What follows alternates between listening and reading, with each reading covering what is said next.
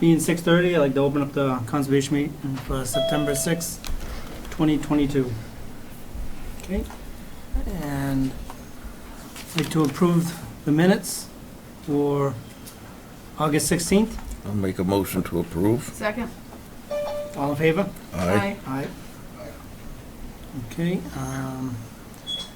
we'll start with the new public hearing, 35 United Drive, for the stormwater management permit. And who's up for that? Anybody here? I thought you guys were. We're Manville Street. No, we're Manville Street. Ah, Okay. do you want to know anything? John, you want to wait a few minutes and So there's no one there? nobody there? You want to just hold it? So you can move on to 26 West Center. Okay, so we'll just hold on to that and we'll move on to 26 West Center Street. Anybody here for that? Yes. Okay. Excuse me. It's for the notice of resource area delineation. Yeah, a notice, INRAD, notice of resource delineation. First of all, I have the cards here. Should be one, two. Yep. Thank you. I only highlighted that one butter because he called my office for several times and he was inquiring about the project. Okay. So this is, my name's Dave Clinner from Collins Civil Engineering Group. I'm here for an ANRAD, abbreviated Notice of Resource Area Delineation. This is for 26 West Center Street. This is the lot that's on the south side of West Center Street. It's across from the gas station and it's just to the west of the CVS. You've seen it, it used to have the old Wicker place out there. Oh, yeah. It had that long paved area in front of the Wicker place. There's a swimming pool there at It's one an time. abandoned swimming pool. So this is the existing conditions plan. The yellow is the property line. The blue is the wetland delineation by Brook Monroe. It is off the property to the south, however, the abutter does own this lot here, map 46, lot 89, which is 25 River Street. The orange is the 50 and the red is the 100. The property was flagged by Brook Monroe. There's 205 linear feet of wetland lying here. From here, it just goes out, and from here, it goes down around the CVS. So we wanted to show enough of the extent to show the 50 and the 100. It doesn't lie in a habitat area. It does not lie in a flood zone area. It does not fly in a critical area of environmental concern. So you can see that we have the wood line here, and we have a shed in the back here, which is right on, this is an old decapitated shed, it's falling down. It's pretty much all busted up. This building is in fairly good condition, and this building, this was the old Wicker place here. Presently, it's a two-bedroom, or it's a two-family, two-bedroom apartment. And we're just going for the ANRAD right now to make sure that we can get the wetland line placed. I think in the future, he might want to do this is a really old dilapidated, and these are all dilapidated buildings, so I think he may want to get rid of them and build just one, and this is a downtown district area, so he could have a business on the bottom, apartments on top, but that would be in the future. It'd be a squeeze. Yeah, it's only 900 square feet here for the building. I think he'd like to increase that a little bit, just to get something that he can get as far as a business there. What's the red line? The red line is the 100-foot buffer. 100 foot, okay. Yeah. And for, maybe for your edification, you could explain why you're even here before conservation. Yeah, an ANRAD allows us to establish the wetland line for 3 years. So for 3 years, that wetland line doesn't change, which gives the property owner an opportunity to find out what he can do with his property and possibly develop it. Okay. Okay. John, you got anything? Follow that? Yeah, so what about where the red line is now, where the building is in the It's That's 100. nothing. This is a yeah. pre-existing lot, so, you know, this building was built back in early 1900s, I think. Before the 50 Yeah. bylaw. Yeah.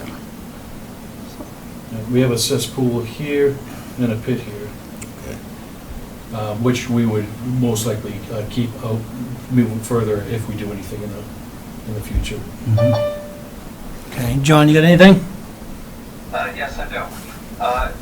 This particular site would have, in its vicinity, an intermittent stream that comes from the pond on the Beaverton Woods parcel that the Conservation Commission owns.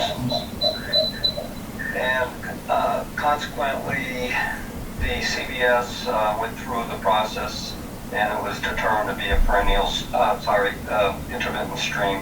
And so if any of the commission members are familiar with the property, I just wanted to point out that it's an intermittent, not perennial stream, so it's not subject to the Rivers Act. So I don't have an issue with the wetland line. However, I do have an issue with the applicant. And you may recall that on several occasions, I had mentioned to the commission that we have a person on 25 River Street that was creating a stormwater issue to the town drain system and had sent out letters to the person who happens to be the applicant for this project. And so I gave Collins Engineering a heads up that I was going to discuss this as part of this project tonight. This is behind. Yeah, it's behind. Have them discuss with you what they plan to do about that violation on 25 River Street. And that's just separate to see what they want. This has nothing to do with the property that they're doing now. That's correct, but I did get a heads up from John. Yeah. And I talked, and right now, Joseph Side has just joined us. Okay. He's the owner of the property, and he has a heads up. And I went out there this afternoon to take pictures, and that's why you see the dirt that's coming off, that may be getting into a catch basin. You can see the catch basin there at the corner of the Yeah, driveway. so this has been going on for a while. You notified her before this? A few times, right? I heard late, and I gave the tenant heads up, and he promised me he's gonna put some seed to fix the dirt.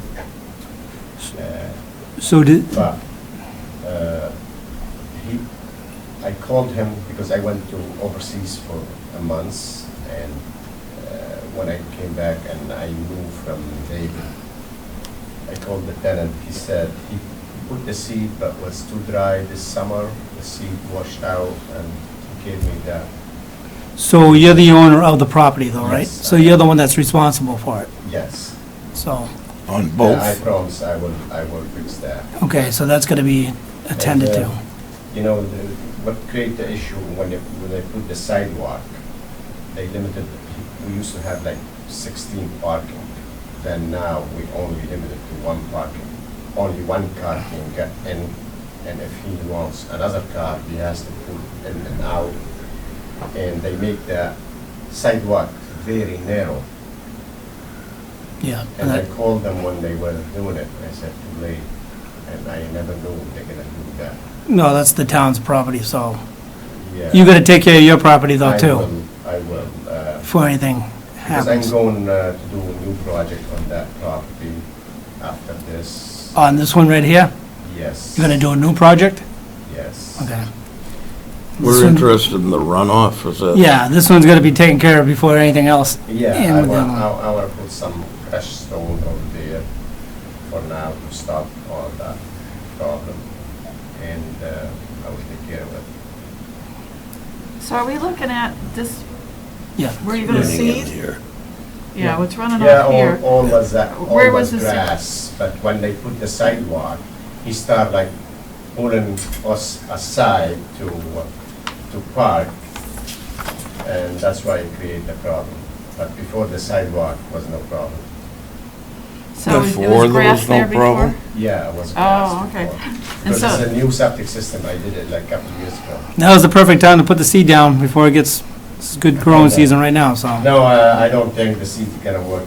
I wanna put some fresh stone till I build up that building, then it's gonna be parking there. Are they gonna park on top of it? I guess. Yeah, that septic, it's built up to be able to park on top of it, Oh, it is? yes. Yeah, we. It's good enough weight. We did all H20 loading Okay. devices for the septic, because we knew that he might be tearing that building down too. That's an old building that Right, really can't be rehabbed. right. So Okay. we're just discussing this because of the, it just Yeah, abuts there's the... one problem that he owns on River Street that needs to be taken care of, Before anything else, yeah. yeah, based on, Yeah, I would take care of it. So we will look forward to it in the future of, hopefully pretty soon, before anything happens. I was going on full speed, but the perk wasn't helping me a lot, because to tear down a building and put like $2 million and have the same size of building, like, wasn't a good investment, but sometimes I have to. maybe what he can do immediately is maybe stabilize the catch basin Mhm. with some wattle before it's so, Along it gives here. it like a week to get, or have to give it a week or so to get some stone down there. Yeah, I mean, now with all this rain, it's like going against whatever happened. The worst time was the first time, but now most of it is like stone, it's not moving a Okay. lot.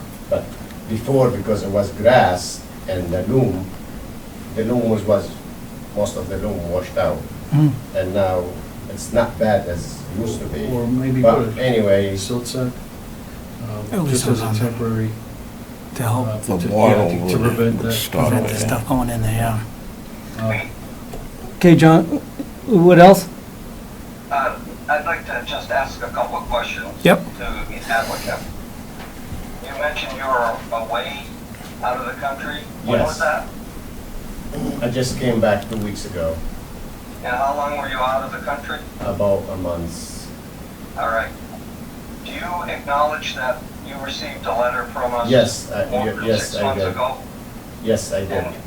And you didn't respond. Why was that? To be honest with you, I don't have that experience. I thought I have to fix the problem. And I addressed it to the guy, and that guy, he lives there. He's the one who helped me with my, the construction. That's what he helped me to do. things. Yeah, but you're the owner of the property, so. Yes, but. It's not his to be honest with you, responsibility. I didn't know, he didn't do it. But we did try to get a hold of you. I apologize. That's okay. We now know that you acknowledge that you have received the letter. Mr. Chairman, we can send him a enforcement order for the stormwater violation now that he's aware that he's been informed that there is a violation. And we can explain to him what they need to do, because unless we send them an enforcement order with specific conditions to be met, it doesn't necessarily mean that it's going to get done. So I am satisfied that he acknowledges that he's aware that there's a violation.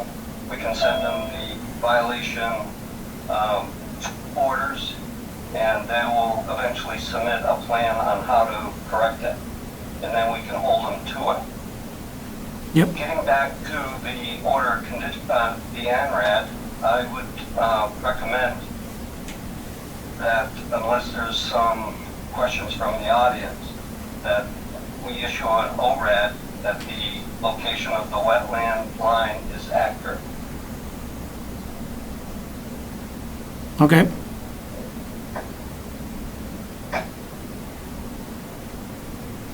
Who will, do they have to come back with a plan on how they're gonna do it, or do? On 25 River Street, we will issue an enforcement that he correct the situation and explain how that should be done and that they have a plan to show that. Oh, so we dictate how it should be Yeah, done? issue enforcement, okay. Okay, all right. Okay. That it? All set, John? That's it for me. Okay, so I'll, for 26 West Center Street, I will entertain a motion to recommend an issue for an ORAD for that the wetland delineation line is right. Make a motion. I'll make that motion. Second. Okay, all in favor? Aye. Okay, all set? We have All to right. close the, do we have to close the hearing? It is a public hearing, so. Yeah, all right, so I'll entertain a motion to close the public hearing for 26 West Center Street. I'll make that motion. Second. All in favor? Aye. Aye. Excuse me, it's me now, I have to wait, I don't do anything to you. Yep, we'll send you an enforcement order to tell you what you should, what we think you should do, Okay. and then you have to get a plan, then I'll draw- present it in front of us Comments, yeah. before anything is done, All right. so. But I don't want you to force me to do something like finalize it, and, you know, when I get to tear down the building, I have to spend the money again and again. This is for River Street. Yes. Right now, it's just for the runoff for what's going on for right now. Yeah, It's just but, gonna be for the dirt area. It's just gonna be the dirt area, it's not for anything else. Yeah. all right, Okay? thank you very much. Yep. All right, thanks. Thanks. Yeah. All right, Dave. All right. So, next is continue the public hearings for Lincoln Street and West Center Street. Anything on that, John? I'm here. Stephanie's here. Oh, yeah, okay. So, Which one are we doing? this is the continued public hearing for Lincoln Street and West Center Street. Did anybody come in for 35 yet? Don't, Nope. Excuse me. On Zoom is for 35 United Drive. is 35? Anyone on Zoom? Anyone on there for 35 United Drive on the Zoom? Apparently not, so let's Nope. go to Lincoln Street then. Okay, Stephanie. go ahead. Thank you. Yep, so Stephanie McDonald with McMahon Associates, representing the project.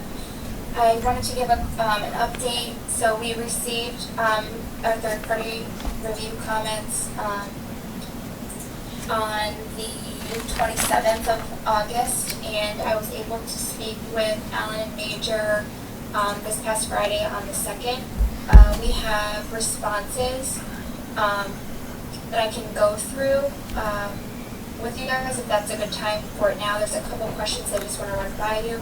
Otherwise, we will be just, the last thing we have to do is just update the plans. So as we spoke last week, that the right-hand turn onto Lincoln Street from West Center Street was approved and going forward. So our final plan set, we would like to show that, and the plans that we submit to you for final, those are being completed this week.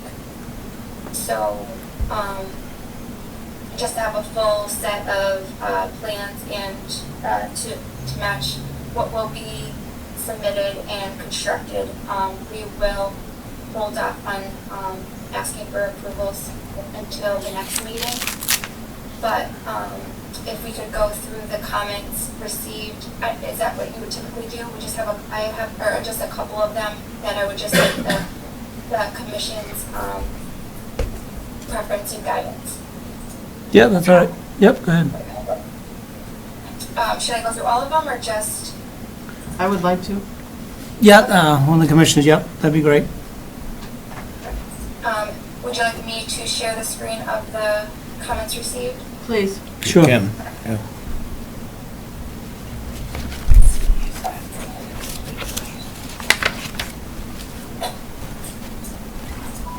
I think she's gonna go through these.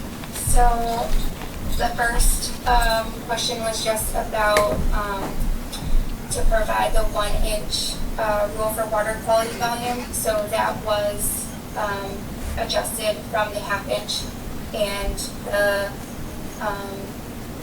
water quality volume exceeds the required amount. So that's fine. They would like the actual location of the test pits within the infiltration basin shown on the plan.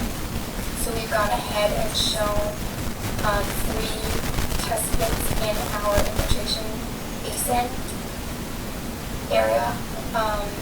We had provided additional soil data to them, and that was just basically to show that although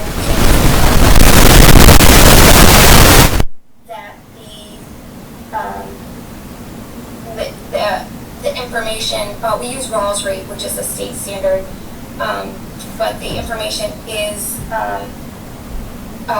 existing soil information for the adjacent site is consistent with well-draining soils. But we will provide, we've added a note on our plans that test pits are required prior to construction.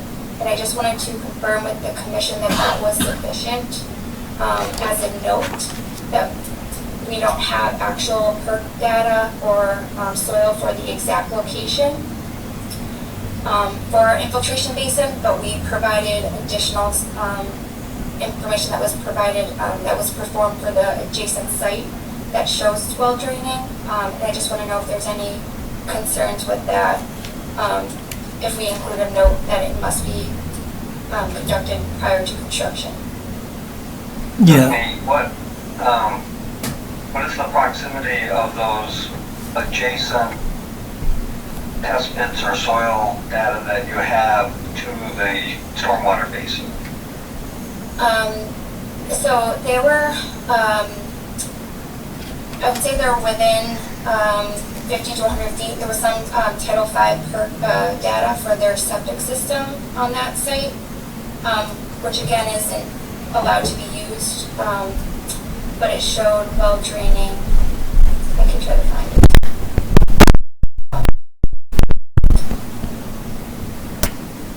I should have it flagged, but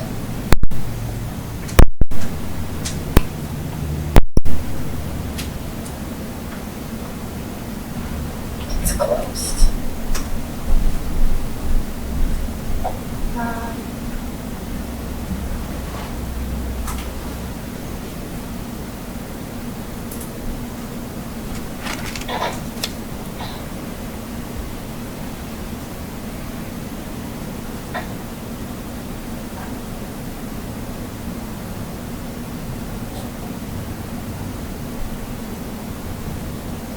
A lot of information here.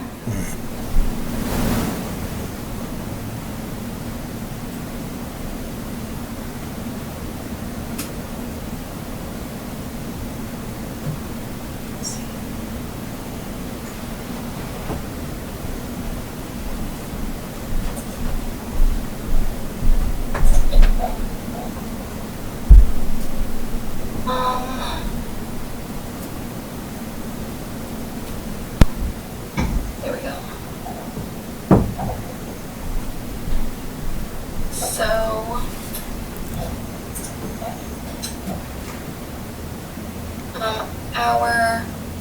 this is where our proposed infiltration basin is, approximately, in this area. And I believe there was TP 16. Yeah. So there's TP 15.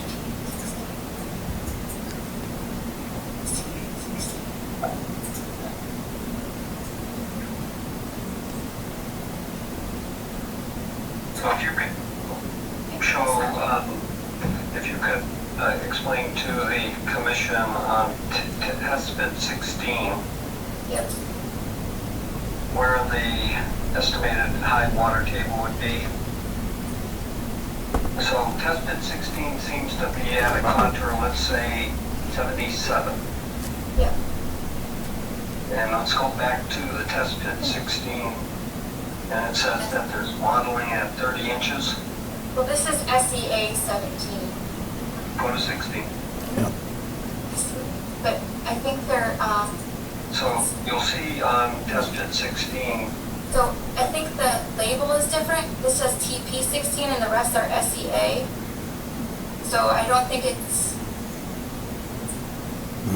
oh, I see what you're saying, sorry. the same, yeah, that's what I'm just trying to, because these ones TP 14, TP 15. You want to find just grill Yeah. test? What is SEA? Tilda Engineering Associates. Okay. Okay, so, again, I'm just trying to find, I know we have the information. So it looks like, at least 15 and 14 are over here.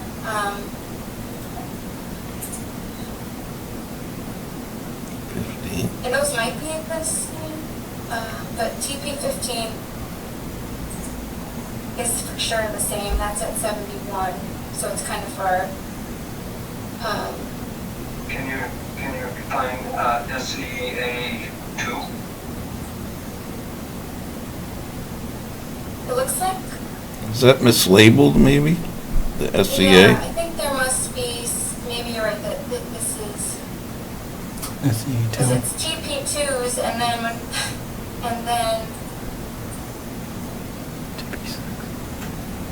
you know, they're all TP until we get to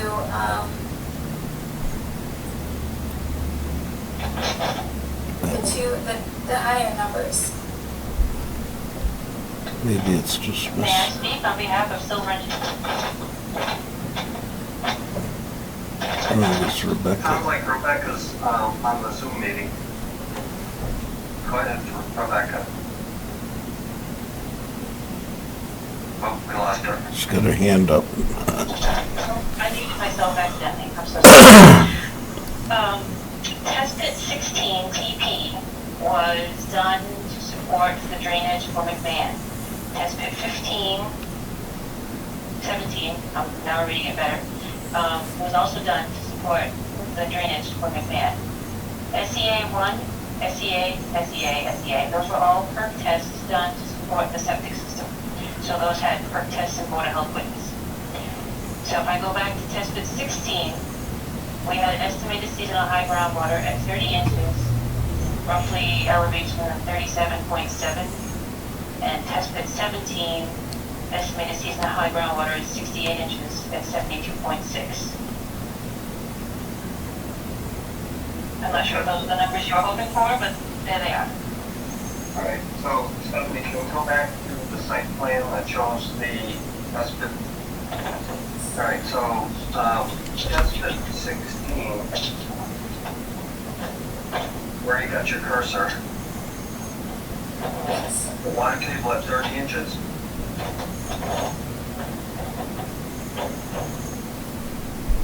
Rebecca, could you repeat those numbers? I'm going to write them down. Test pit 16 did have estimated groundwater at 30 inches. And A surface of about elevation 76. so what would be the elevation of the water at 30 inches? Well, I was estimating the elevation, but I have a groundwater elevation at 73.7. So it was in between the 76 and the 75. Right. Groundwater at 73.7. All right, so just for talking purposes, Stephanie, what was the bottom of the basin that you proposed without any testing? 76.5. And they are 2 feet or so further up the hill. Okay. All right.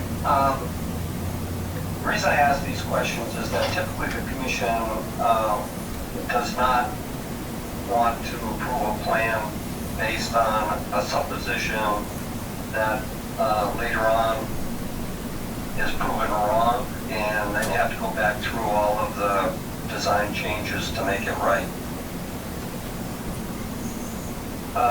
I would think that we could have some test pits done in those stormwater basins between now and the next meeting. Is that possible?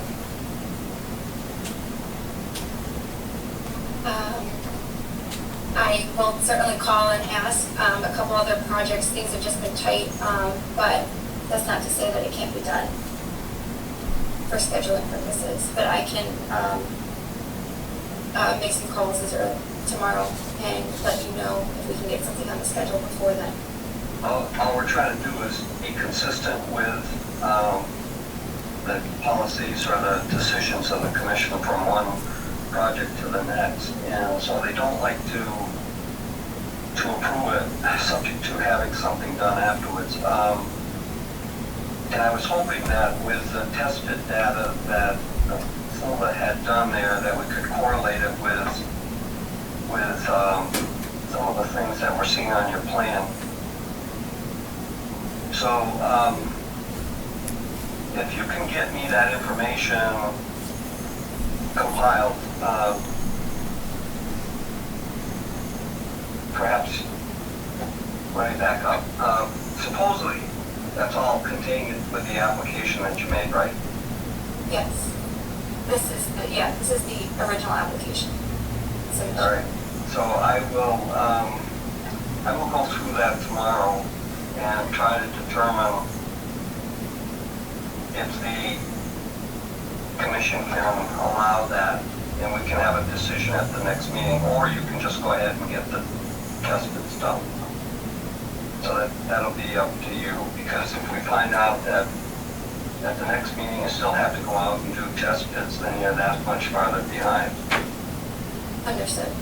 All right. Okay. What's really driving that decision, John? Is it the retention pond depth, or?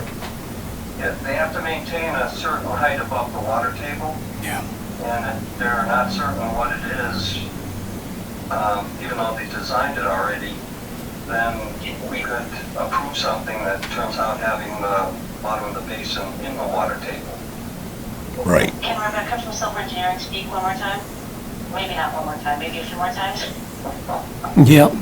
I'm trying to help you out as well. So, I am looking at our plans as you are asking these questions, and I am seeing that their drainage basin straddles SEA 1 and SEA 2, literally both sides at the end of the drainage basin. And that is on our sheet C.4.1 SSDP, where these are labeled and defined. And groundwater depth, or elevation I should say for this point, was 74.5 for SEA 1 and 75.5 for SEA 2. And what was the bottom of your basin again, Stephanie? I'm sorry? 76.5. Yeah. Oh, so, yeah. What are the two numbers again, Rebecca? The elevations for SEA 1. So it's only a was foot 74.5. below. It's only a foot. It's not on. And it's the not. elevations for SEA 2 were 75.5, well, 42 inches. And I know I'm looking at something you're not, but right at the exit point of the basin, just up about 20 feet, I got SEA 1 on one side of the basin and SEA 2 on the other. And there's a foot elevation between the two, which would explain the foot difference in groundwater. What I would recommend then, based on that, is that you provide that data to Ellen and Major and have them determine whether that's sufficient or that there needs to be additional test pitting. Okay. And you should be able to get that answer, I would hope, tomorrow or the day after at the latest from them. Especially if you're dealing, and they know that it's already to deal direct between you and them. So try to get that information, let them make the recommendation to the commission. And what's the average height from the bottom of the basin above the water table Yeah, right should be? now, right now it's just 1 foot, we need 2 feet. 2 feet, yeah. But that's not to say, again, we would raise the bottom and probably just make the basin a little bit wider, or like shallower, right, the higher. So you could pick up the required volume by making the basin shallower, wider, and longer to Yeah. compensate for it. Shallower. Yeah, and that's just the recommended height above the water, right? It's 2 feet? Requirement. It's the requirement? Yes, if we're infiltrating, correct. Okay, yeah, that's true for infiltrate, yep, okay. All right, guess that's it, right? That's some more. John, should I entertain any motion to recommend anything? I believe to address that issue, if Alan and Major are good with using the SEA test bits, and Stephanie raises the Basin, I think that takes care of that that comment item in the peer review. So, should I entertain a motion? No, it's just continued, I right? think she just has to go to the next comment. Okay, and I'll continue. Okay. Okay, so, we have also, provided, there was a comment just for maintenance access, so we pushed the basin, a little bit north to accommodate a 10-foot wide access path, for maintenance. Basin is comment 3. Comment 4, we had a little bit less than 1 foot of freeboard, which is a standard, so we had raised the top of the basin elevation to provide more than the foot. And this kind of goes in with, we raised it just to provide a little bit more than a foot, knowing that that additional area for impervious for the right turn lane would be included. So my next question is, do you want to see, so we will have that right-hand turn lane shown on our plans, and we can adjust our calculations to include that area of impervious for our calculations, if that's something that the commission would like to see. Oh, yeah, yep. Okay, so then we will continue to make sure that there is 1 foot of freeboard. Number 5, they were concerned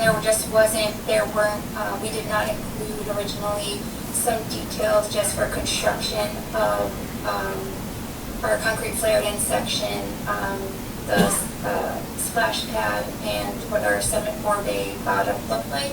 So we've included those details. They had a comment that the flared-in section was kind of in the middle of the 7-4-bay, so we moved it along the side slope. Could you Number please show me 7. those things on the map that you're talking about? Could you repeat the question? Could you please show me on your map where those things are located? The flared and rip-in, apron, and the sediment forebay? Yeah, so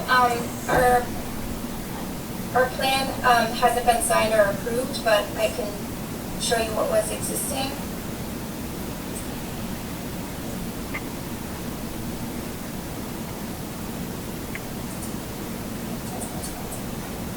So right here, this is the flared end. It was off to the middle, so we moved it up along to this side slope. It's elevation 77 that was existing, and that's at the bottom of the, almost bottom of the forebay. So we just scooted it back to a shorter length of pipe. So just 1% for the slope of the pipe. Could you, yes, continue moving that up just a little bit more, Stephanie? Oh. So, to explain to Carol, that's the forebay, Okay. Yes. and that's where the initial water comes in to settle out sediments and so forth. And if you can describe the rest of it, Stephanie, for her. Yep, so once the original, that first flush so the sediment forebay is just that. There's a hard bottom. Most of the sediments will be contained in this area, so it's easier for maintenance to clean this one whole area instead of like the whole basin. And then we have a weir here, which it basically allows at a lower level for the sediment forebay to fill up and collects with sediment, and then when the water gets to the elevation of the weir, it will spill over and into the infiltration basin, where the water is proposed to infiltrate over within 72 hours. And this is sized to contain the area of impervious that is coming to it, which is mostly all of this relocated Lincoln Street, which originally did not have any storm system. So we're collecting that, and then also a section of West Center Street at the intersection. And because we're redoing West Center Street, we included a little bit, we moved the high point of the roadway slightly further back and are collecting a section of West Center Street and sending it down Lincoln Street. So all of that stormwater will be treated, where none is currently treated. It's at existing condition on the existing Lincoln Street. It's just sheet flowing off to the side. I have just a quick question to go with it. When do you decide that you need a 4-bay? So 4-bay is a pre-treatment, and Massachusetts state standards, in order to get water quality, meet the water quality, and there are different percentages of treatment percentages that are predetermined. So most in Massachusetts, most sediment 4-bay is usually, or you could have a water quality swale. There's a couple different types of pre-treatment before the infiltration piece. Mm-hmm. So typically, a 4-bay. I don't know. I like using that. It's in line with the basin. If we had more of a pitch or a slope, or sometimes it all depends on how much area or land we have. We can done like a water quality swale down the roadway, but they're different treatment options. So there's always some pre-treatment. Yeah. Always Yeah. some, yeah. Okay, thank you. Yeah, so it's TSS, and actually Alan Major had a question on that, not just the removal. But yeah, for any infiltration basin, you're required, or if the space allows, right, to treat the stormwater. And considering there is none now, it's almost like it's a must, right? Yeah. To have it? Yeah. Otherwise it fills with silt. Yeah. Thank you. You're welcome. Okay, so number 7, Ellen and Major wanted us to coordinate with you guys if roadside barriers were warranted. So they're not warranted from a design standard, where we would need to barricade the basin if it's 4 feet or greater in depth. And also, it's not warranted from a traffic and, speed and, causing issues for the driver. So from those standards alone, it's not warranted. And again, we pushed this off 10 feet, the basin.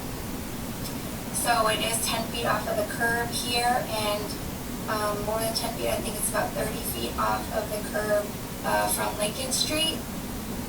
So is that something that the commission would like to see, just because? So, should the planning board see these plans? I think so. If I'm not mistaken, the selectmen had a third-party reviewer for them looking at this, and the planning board's been looking at this.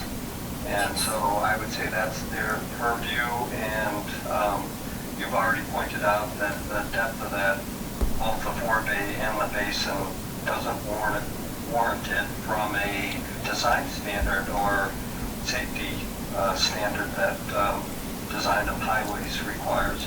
So I would say that I'd recommend to the commission that not be an issue, and that we can let Alan and Major know through you that it is not an issue, as long as the commission agrees. But now, if it's 10 feet off, would it be better that way? Because what happens if later on down the road, they need to do some work for the, on Lincoln Street or anything on West Center Street? The farther away, the better, so they wouldn't somehow affect that from happening if they had to do something with the road or do something? I think it would be better to have it 10 feet off. So, from what I'm hearing from Stephanie is that the revised plan, which she isn't showing us tonight, this is what Alan and Major commented upon, which was the first plan, that they've already moved it 10 feet off Okay. of the access road into the site, and it's not more than 30 feet, did you say, Stephanie? Yeah, it's about 30 feet from Lincoln, and that's for access. And I think what Alan Major was just a visual barrier, just for people to see that there is a depression or something going on, because it's. I won't drive into it. Yeah. Yeah, that's a good idea. Yeah, I don't think that's a stormwater issue. I think that's more of a planning Yeah. issue. Yep. Yes, and these plans, yes, were, I think, the planning board had correct their 30-part review, and that's what that right turn lane came about, so, okay.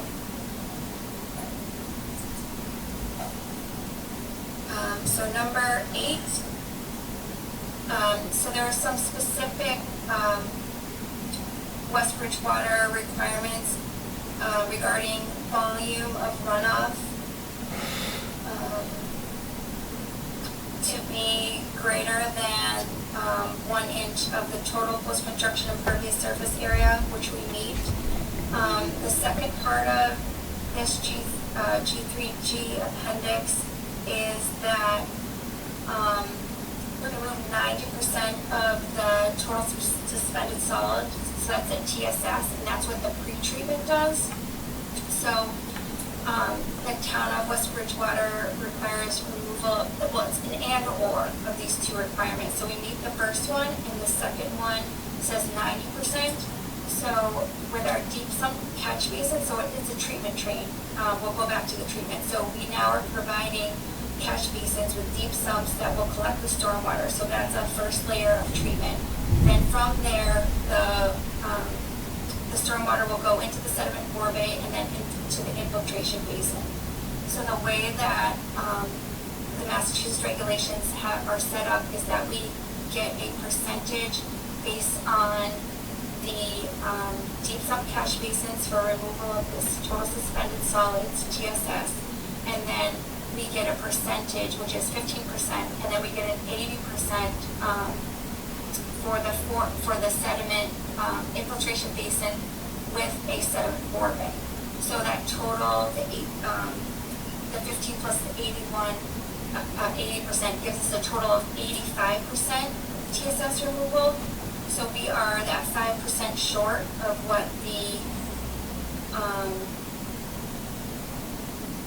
or we will remove 80%. So we're, let me just get the sheet. It's a form that we fill out that's predetermined by the state. So I believe we would be okay. Yeah, so we are 85% total. So the deep sump catch basins to remove that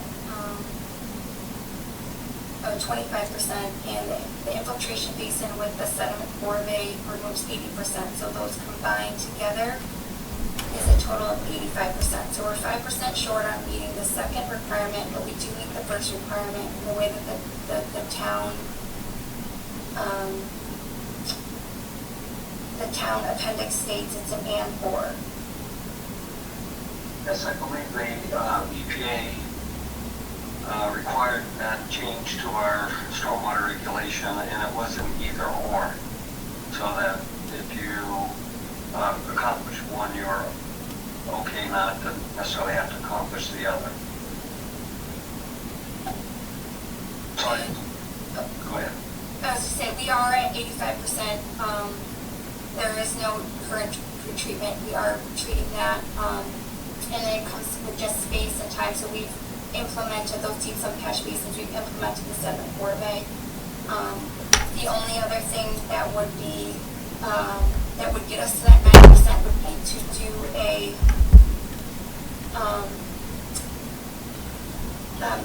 a little bit more in depth depth of an infiltration basin, but of a bioretention basin, which is a little bit more to maintain.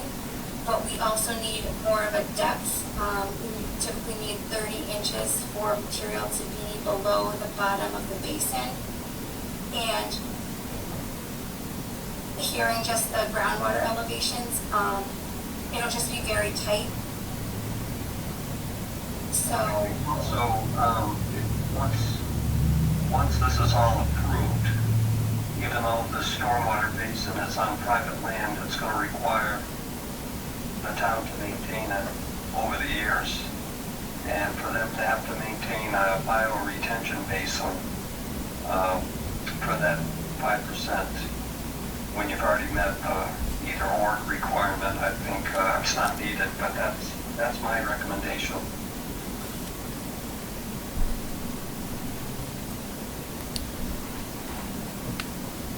So if you were to go down to do the 90%, it would be tight, you said, for the groundwater? yes, likely, correct. Just knowing that right now we have to raise it a foot. Plus, Stephanie started to mention, it's a bioretention, which means special plants have to be planted and then also replaced when they die out, and so the town would be responsible for putting in all kinds of different plants to make the bioretention basin work. That's if it was to go down We far. should have under drain also that needs to be lower and then has a discharge point. So it's a little bit more of a design and factors. So what does the, just to, not to repeat, but for the 85%, what would the town be responsible for over the years? Just clean it, or have to replace the vegetation and all that stuff too? Yeah, it's a bioretention basin. So the infiltration basin right now and sediment forebay are on private property, but it's the town's responsibility for maintenance of that. So right now with the infiltration basin and sediment forebay, that sediment forebay is pretty much the area that will need to be maintained or cleaned out.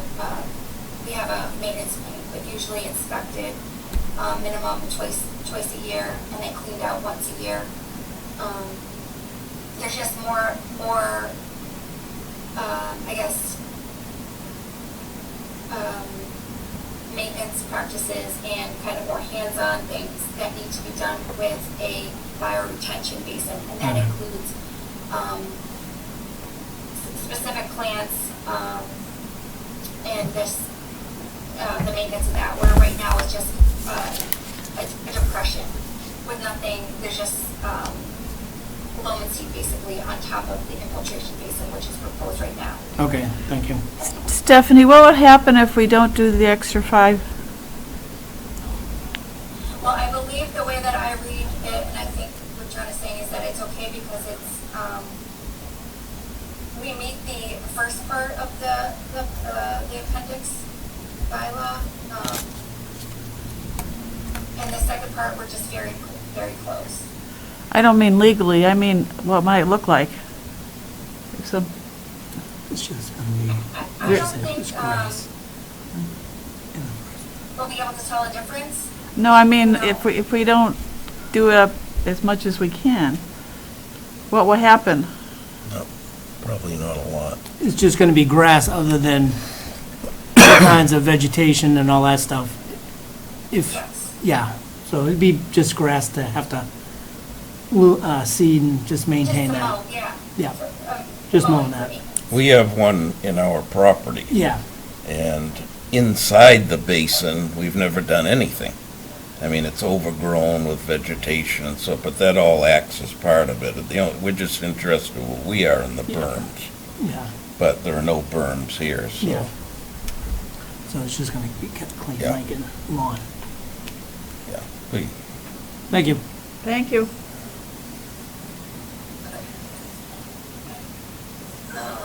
And then the second, 9 is another, just to provide that 50% of the recharge volume for the pre-development condition. It was just another extra requirement that West Bridgewater has. So these two for 8 and 9, the calculations have been provided on our original water quality volume sheet. We just added 2 more lines to show that we are in compliance.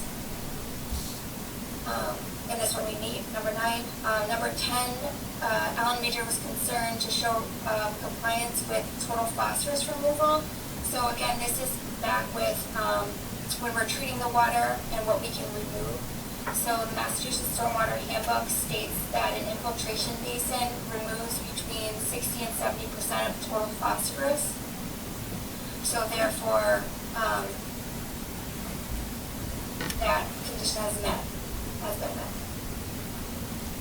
And then 11 is a drawdown calculations to show that the infiltration basin will drain within the required 72 hours for the state standard. And we've provided that calculation and it's 28 hours, so it is within the standard. And any changes that we make based on the provisions to the stormwater basin to give that 2-foot clearance to the water depth, these calculations will be updated again to reflect that, the new areas, or the revised area for the bottom of the infiltration basin. Okay. And those are the final comments. So I've received my, well, as we discussed, we'll talk again with Alan and Major basically about needing additional test bits, and I have the biggest one. And otherwise we'll be just revising the basin to raise it a foot and kind of make it a little bit wider. And then we will show that right-hand turning lane and the additional impervious area will be added to the calculations. So we'll provide updated hydraulic calculations and with our submission.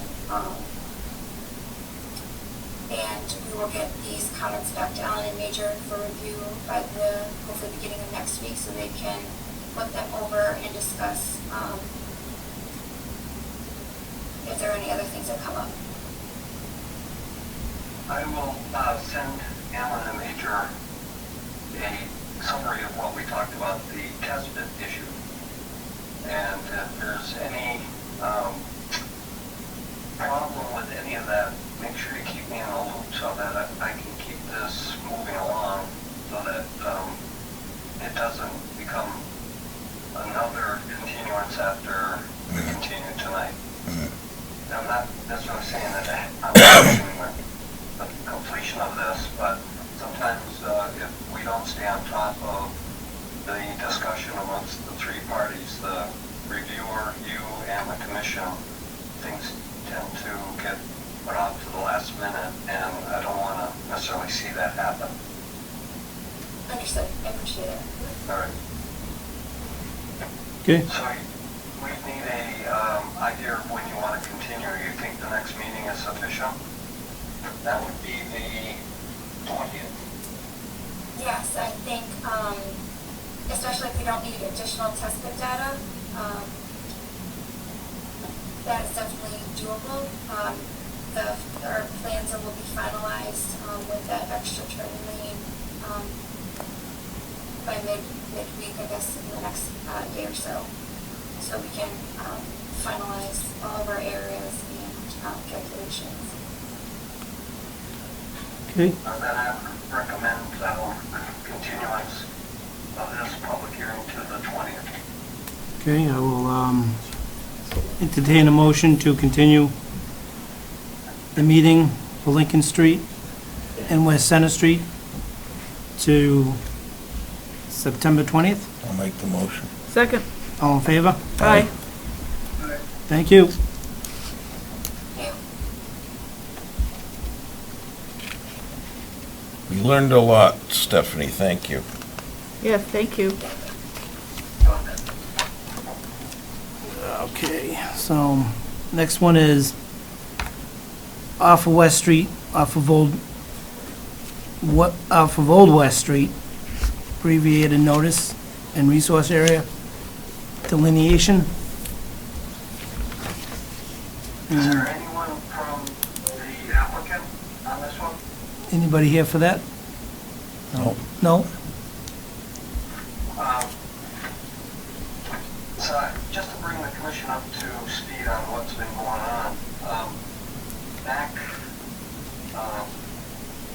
I don't know, almost 6 months ago, I asked the engineer who prepared the plans to provide some data on missing flag numbers for the lines that were being delineated. And I didn't hear anything, and then they put the project on, or the application on hold. And as you recall, a couple of months ago now, they wanted to start it up again.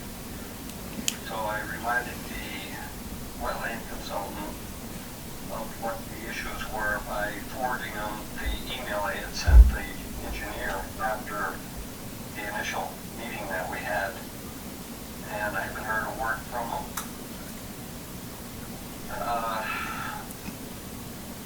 I would say that we can continue this one to the next meeting, which is the 20th.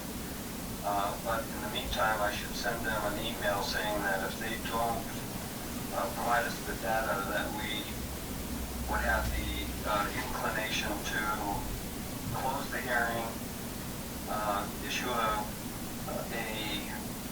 ORAD that doesn't approve any of the lines, and have them refile when they get their act together.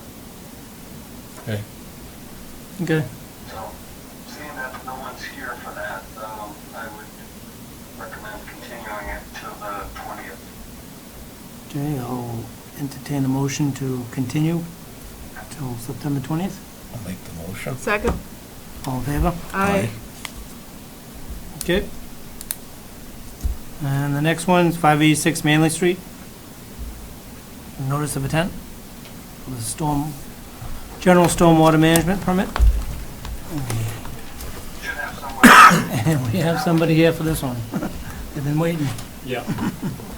I'll just do a quick intro. My name is Matt Davis, and I work at National Development.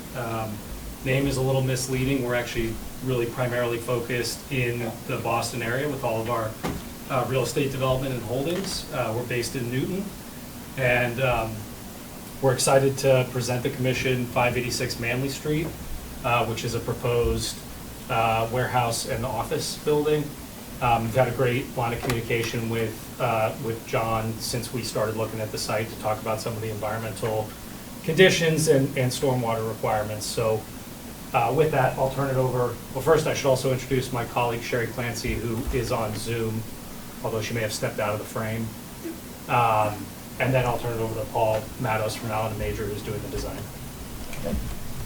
Good evening, members of the board. Bob Mattos with Allen & Major Associates. I have the green cards here. I did forward John an email with a copy receipt of the green cards that I provided to you here. Yep. There was 2 green cards that did not come back, so those are the 2 white slips showing that we did do the mailings there. Yep.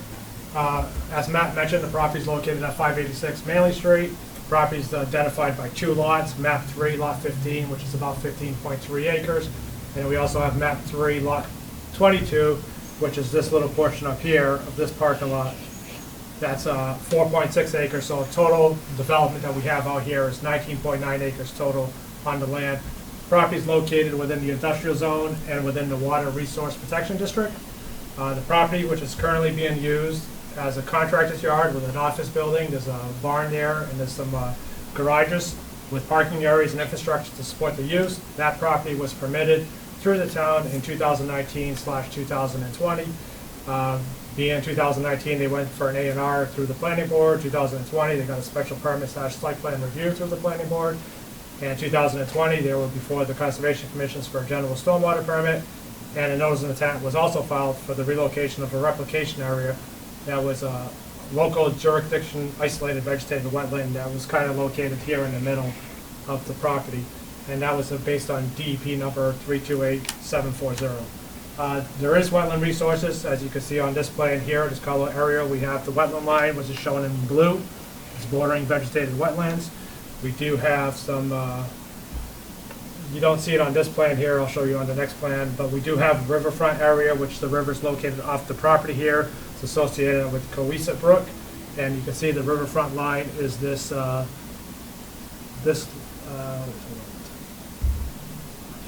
riverfront line is this brownish line that's way back here that you can't see because the riverfront's way outside.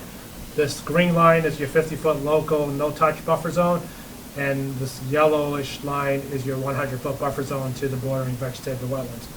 As you can see, the proposed project is going to be a complete site demolition of what exists out there today. We're proposing a 210,600 square foot warehouse, which is going to be broken down to 10,000 square feet of office space and 2,600 square feet of warehouse. There's 2 access drives proposed for the property, one on the southerly side, which is going to be to gain access to the regular parking spaces located on the south side of the building, and also for some parking spaces located on the west side of the building. The northerly entrance is going to be basically truck access for the loading docks and the trailer parking, which is shown here. We have 45 trailer spaces shown along the northerly line. We have 37 loading docks shown on the north side of the building, and we're showing 269 standard parking spaces throughout the development, but we're actually only going to be proposing to construct, we're going to be putting 101 spaces, which is going to be located on the westerly side here, as you can see as dashed lines and green shaded. Up here, 101 parking spaces are going to be put into a future bank that if the project does require, it's going to be constructed. For drainage purposes, we did design the system as it being all completely constructed at this time. So all 269 parking spaces, all the impervious surfaces for this development has been accounted for in our watershed drainage calculations. So here are a couple of more resources areas that weren't shown on the color plan because of the way the color was. You can see this green line here is your flood zone associated with the FEMA flood maps. That flood zone does not have a base flood elevation associated with it, so it's just as depicted on the map and shown there. This purple magenta line is associated with a zone 2. That's associated with drinking public water supply wells. And as we mentioned before, the site is located in the Water Resource Protection District. The project will be serviced by municipal water, private on-site septic system. The septic system will be located up here in the front. And will also be underground utilities consisting of gas, electric, telecommunications. Proposed stormwater management system, which is located here, subsurface infiltration system, located all along the westerly side. We'll also have deep sump-hooded catch basins located for treatment train. We've got some water quality structures there. And because we're in that Water Resource Protection District, we tried to provide the most efficient stormwater system where we could here. So under DEP standards, you're required to provide 44% TSS prior to infiltration. We are providing 87.5% TSS removal prior to infiltration, and we're providing 92.5% TSS removal prior to discharge through this flared end section that would eventually go into the bordering vegetated wetlands. In accordance with Section 13 of your regulations, we are requesting a variance to allow some temporary work. We're requesting a variance to allow work within the 50-foot no disturb zone. As you can see, again, in this area here, we're showing some work within the 50-foot, 50-foot disturb line. This is green dashed line. And you can see under existing conditions, what's kind of hard to tell on this plan is an existing pile that's shown here. That's over the 50-foot no-touch zone. So we're looking to get that pile removed out of there. And there's also another pile down here that's located inside a 50-foot buffer zone right in here. So those two areas that we have identified in the notice of intent and in our application, we're showing approximately 2,859 square feet within your 50-foot no-touch zone. And again, that's to remove a pre-existing condition that exists today, and it has really nothing to do with our development. Our proposed work is all included northerly and easterly of that, and to stay outside the 50-foot buffer zone in this area, we're proposing a little retaining wall in this section here. And Paul, just to be explicitly clear, that pile was put on as part of the contractor's yard, and I know Yeah, it's a and you separate just, violation. We're that's just the only thing, you're just looking to pull that out of there. Yeah. Is To it make it dirt or right. waste or everything? It's, I believe this pile here is mostly loam. Yeah. This pile here is, I believe, recycled asphalt. Yeah. And that And I'll corner haul it right away. We're there, gonna haul it away, yes. that you're gonna, is that for like driveway use right there? Which one? That corner there, the bottom one? Yeah, that's to provide access around the Yeah. parking lot here. Okay, And it supports a fire truck turn, which is how it's designed. yeah, okay, yeah. And then you just think about you have to put a retaining wall there? Well, we are putting a retaining wall here to stay outside the 50-foot buffer Oh, zone, okay, so that way yeah, all our work associated with our Okay. project is outside that 50-foot, no touchstone. Yep. So, but the only reason we're asking for a waiver to allow us to do that work is to clean up Yep. and remedy the site from based on a prior use. Also, we're asking for work within the bordering land subject to flooding. You could see these green crosshatch areas. Those are work for grading associated with our parking lot that's inside that bordering BLSF. So we have 3,169 square feet altered, and this red line is our proposed compensatory storage in accordance with DEP regulations. So we're providing 5,103 square feet of replication for compensatory storage, and volume-wise, we're providing 1,000 extra cubic feet of storage based on what we're losing here to what we're gaining there. So the flood for where the green is, The flood line is here, is the zone A with no base flood elevation. okay, so what happens if it floods up to there? That's why we're providing compensatory storage to go here. So what you're losing here in this green hatch So area it'll all is go up being in the corner there? compensated there. Yes. Okay, so it won't go, Correct. the floods, it won't go any further Correct. to you guys, okay. Yep. And that concludes our presentation. I'll be able to answer any questions. We did receive a peer review letter from Amory Engineering. They basically said that our drawings and calculations are in compliance with the West Bridgewater regulations, and they had a couple of recommendations on there for us to consider. And we're still evaluating those recommendations, and we'll hopefully get that resolved. We do have planning to attend the planning board meeting. I'm hoping that it's going to be in 2 weeks on September 21st. We haven't got confirmation on that because we're seeking a site plan review and a special permit for work within the Water Resource Protection District. What's going inside the warehouse? Is it refrigerated or We haven't Dry. We haven't found a tenant yet. I see. But it could. You're gonna build it? Yeah. So no trucks are driving in and out, it's just gonna be loading docks for the trucks to back up to? So the trucks will all be on that northern Yep. side there. But there's not gonna be any tractor trailers inside, Oh, in Driving the that. building, no. it's just gonna be whatever they're gonna be hauling? Yeah. Okay. There'll be forklifts inside of it. Yeah. and Yeah. Equipment around. John, you got anything? They've been working, as mentioned earlier, very closely right from the start. And as Amory's engineering peer review letter that we received, they complimented Ellen and Major on a good presentation or project design and so forth. So I don't really have any issues. I think this is going to clean up a major problem that, as everybody knows, we have an enforcement order on the current owner who is going to sell to this applicant, and it will clean up a problem that will be done right. And there was probably going to be a struggle to get it done correctly if this wasn't being sold to this particular applicant. So I'm very happy with everything. I do have to ask if you feel, Paul, that based on the things that you're considering, that answering Amory's comments, do you need another 2 weeks? And is that going to hold you up, considering you still have to go through a water resource? Yeah, I think 2 weeks is plenty of time for us to address Amory's comments and get a response letter or sign-off letter from them. That's not an issue. But because our planning board hearing is probably not going to be scheduled to September 21st, and again, we haven't got confirmation on that, I'm thinking that we probably want to continue for the first meeting in October.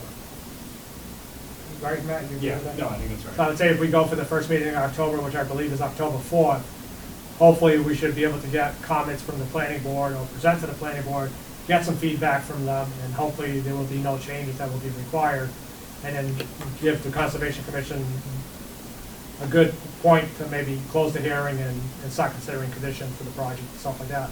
But again, I think October 4th might be the night that we want to continue to. Do you do the peer review on your own? No, Or was that- it went through Amber. I know, but did you ask for it, or who asked for the peer review? Went through John, I didn't. Oh, did we? Yeah. I don't recall whether we, It was discussed, I think, last meeting, Was August it? 16th, but, usually we Yeah. order them of Yeah. Yeah, no, I think it was projects like ordered, this. because originally this hearing was scheduled for the last meeting of August. Oh, But okay. because we had vacations planned and stuff like that, we originally requested it for September 6th Yeah. for tonight. So that was probably the disconnect, that meeting was advertised for that day and stuff. But we notified the abutters that the meeting was continued to tonight and stuff like that. So we did all that, but I think at that time, we told John to go ahead, please proceed with getting this peer reviewed, and we Yeah, provided move the right check and all that along. stuff. Yep. Right. I assume there's contaminated soil in that property now with oil, no think so. oil, or no, nothing it was, like that? before it became a contractor yard, it was a horse farm. Okay, Just and manure. so- plenty of natural, Yeah, It's all natural, yeah. yeah. but nothing you've got to haul out of there that you No. can see, okay. That looks good. Anything else, John? I just recommend continuing to the October 4th as they have indicated. And would you recommend for the waiver too? Or is that just, Oh, yes. Well, we'll address that when we get ready to close it, but I don't see any issue with that. okay, so we can do that later on then? Yes. Okay, so I'll entertain a motion to continue to the next meeting of October 4th. October 4th. I'll make the motion. Second. All in favor? Aye. Okay, thank you. Thank you. If not, Paul. Good night. Thank you very much. You're welcome. Looks good. Thank you. Hey, Steve, are you paying that consultant that's appearing with you? I guess you didn't hear me. I think he's What's also that? good, Paul. He's back. I'm back. What was that, John? No, I was talking about Steve. Steve Winters. Oh, Oh, Steve. Steve's one of our board members, got yeah. it. Can you hear me, Steve? Yeah. I Okay. just wondered if you're paying that consultant that appears with you every once in a while on screen. It's all right. Was it Cat? Oh, okay. I got it. Good night. Thank you. Night. Thank you. Okay, so now we'll go into the administrative. First one is, Has 35 showed up yet? No, they have- 35? no, nobody showed up. Should we just wait to the end or just continue it? Why don't we wait until the end of, or towards the end of the meeting, we'll just open it up and continue it. Okay, All right? sounds good. All right, the next one is on number 1 BC Way, the certificate of compliant request. This is Amy Hanson up here. Any questions? Amy's the owner, and Rich, you're the engineer? Yes, Patricio from Field Engineering, did a site inspection and prepared an as-built plan and submitted a letter certifying that, in our opinion, everything was done in substantial compliance with the order. I've reviewed the documents and the plans. Re-reviewed the order conditions, and I recommend that the commission issue a certificate of compliance with no bond. Okay. All set, then, okay, I'll entertain a motion to issue the certificate of compliance with no bond. Make the motion. Second. All in favor? Aye. Aye. Okay, Thank you. Sean, when would that paperwork be available for us to grab? I believe that the paperwork is going to be signed tonight, but it has to be processed with some additional copies to go to DEP, et cetera. Okay. So I think I put on the issuance date as the 12th.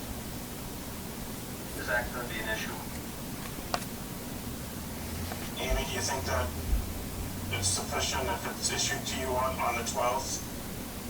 That should work on our end. Okay, great. We'll make sure, if there's any hiccups or anything, just let me know. But we'll, This is Kyle Bergman. How you guys doing? I'm the real estate agent helping Amy with the sale. We have a current mortgage rate extension with the buyer until September 14th. So I'd say it's cutting it close, but it theoretically should be okay. We'll make sure it gets done then. Okay. Appreciate that. Thank you. great, thank you. Okay, the next one, 561 Walnut Street, certificate of compliance request. So this one is the Leo's Nursery. Oh, yeah. They haven't gotten to us the engineer plan yet. I plan to send them a kick in the pants type email tomorrow and say what's going on and see if they'll speed up the process. So I recommend continuing it until the 20th. Okay, now can entertain a motion to continue 561 Walnut Street to the next meeting, which is September 20th. I'll make the motion. Second. All in favor? Aye. Okay, now the next one's 586 Manley Street, the permit violation update. All right, so I think there's two of them for 586. They're kind of combined. One's a Yep. COC and the other's enforcement. Yep. If I'm not mistaken. Yep. So I recommend that these be continued to the 20th as well. But as you can see tonight, that presentation that was done for the same site is going to correct all of those errors that the current owner has on that property. Yep. So I think we're nearing the end of that one, and that's great news. Okay. Is the fine tied into the final sale, or? He agreed to it, and then to that amount, and then he said if we could allow him to take some of the proceeds from the sale and pay the line. So we're gonna have to kind of make sure that all that time works so that it's not forgotten. Okay. Yep. Okay. But yes, it's gonna be the proceeds for our fine are coming from the sale of the property. Okay. Okay. I'll entertain a motion for both 586 Manley Street to the next meeting, which is September 20th. Or is it October? Yep. Is it is the 20th? 20th, yep. Okay, I'll make the motion. Second. All in favor? Aye. All right, the next one is to recognize the commission due to chairman's resignation from the commission. So we, At this point, you are the vice chair. Yep. And have been running the meeting, but because Tim has resigned, the commission needs to have someone become the chair and someone, if you don't want to, I'm sorry. So if for some, how do I say this? We need to have a chair, a vice chair, and a clerk for the commission. And currently, you're the vice chair. So someone would have to make a nomination for a chairperson. And then if that happens to be you, then somebody has to make a nomination for vice chair. And I believe, you're still listed as the clerk. oh, okay. Really? So we'll get rid of clerk. So, okay, yep. And you could be the vice chair. Yeah. Okay, so should I I'll make a motion. yeah, there you go. I'll make a motion that we appoint Lee as chairman of Conservation Commission. I'll second. I can't. All those in favor, sorry. Aye. Aye. All those in Steve? favor? Okay, thank you.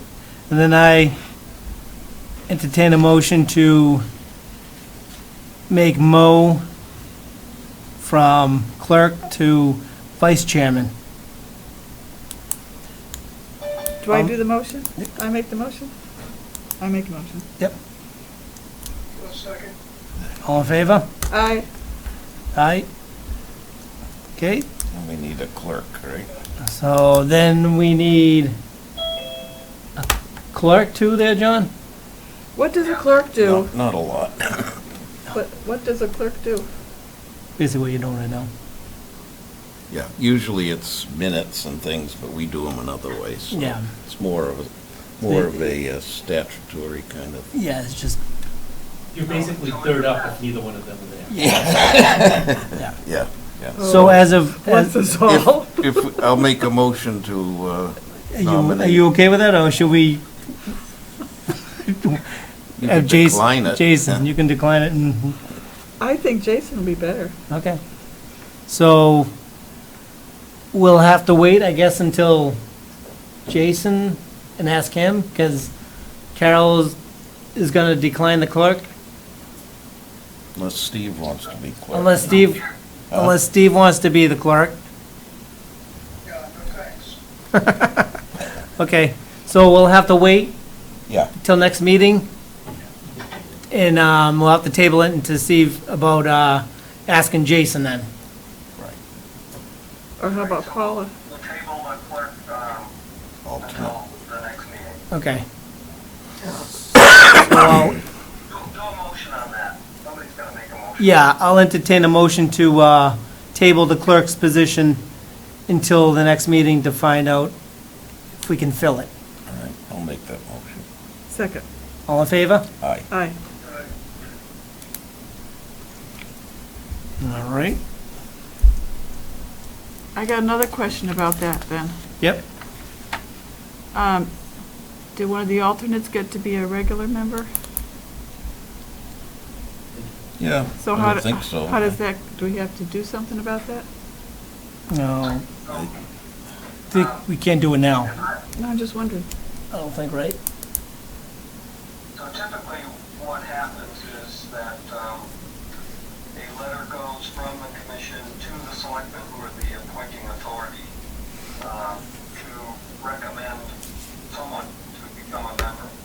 Typically, what's happened in the past is that an alternate is asked if they want to step up and fill that position. And if they decline, then the Board of Selectmen appoint someone that has put their name in on a volunteer type list.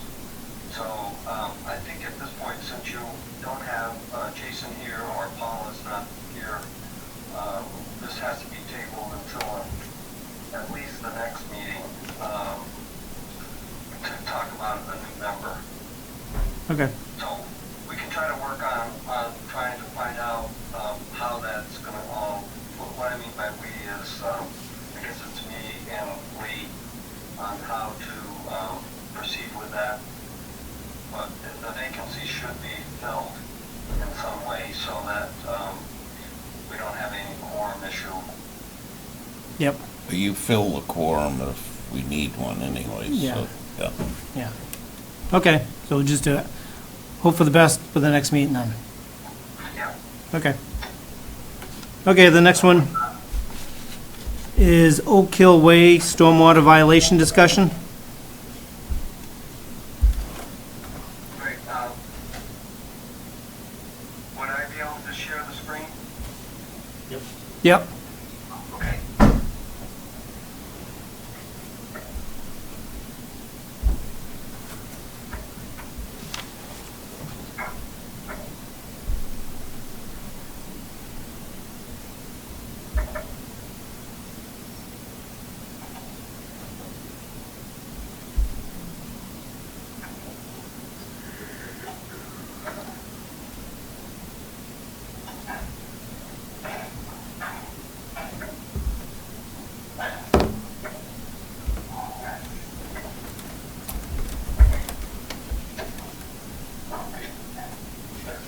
So can everybody see that?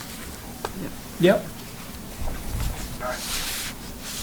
What we have is, if you can follow my cursor, this is the Brockton, West Bridgewater line separating the two, city and town. And back, quite a few years ago, we approved a plan that was, primarily all in Brockton, which was a recycling center located in Brockton, in this area, showing the buildings and so forth. And a future phase of the development was up in this area, still in Brockton, and they had proposed a stormwater basin to take the runoff from both the roofs and the parking in this area into a stormwater basin located on land that's located in West Bridgewater. And as you can see, there is a transmission easement through here, Edison type electric easement that goes through the property, and it's in the zone for water resource protection and the town wells in this parcel that's part of the West Bridgewater Water Department town land. So that's what was proposed way back. And I'll stop sharing this and open up the next one.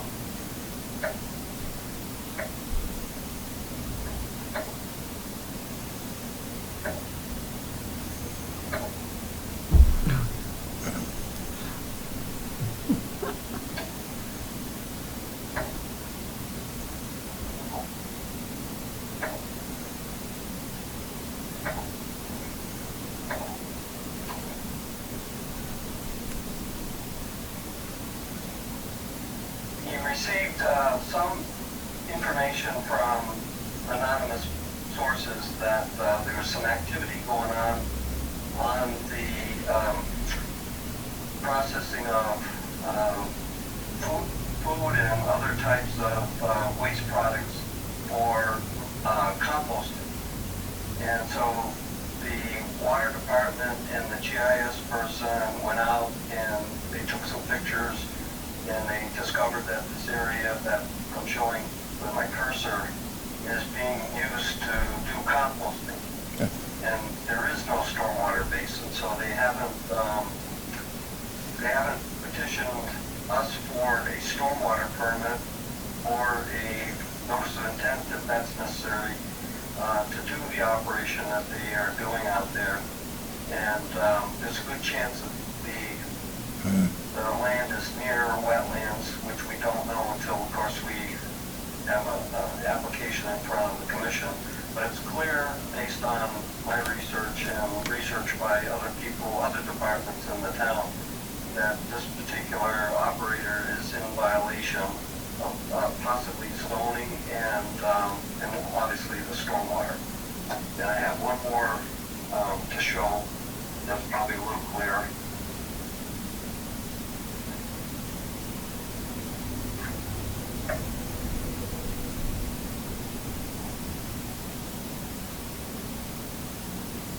You say food composting, what do they dump, garbage?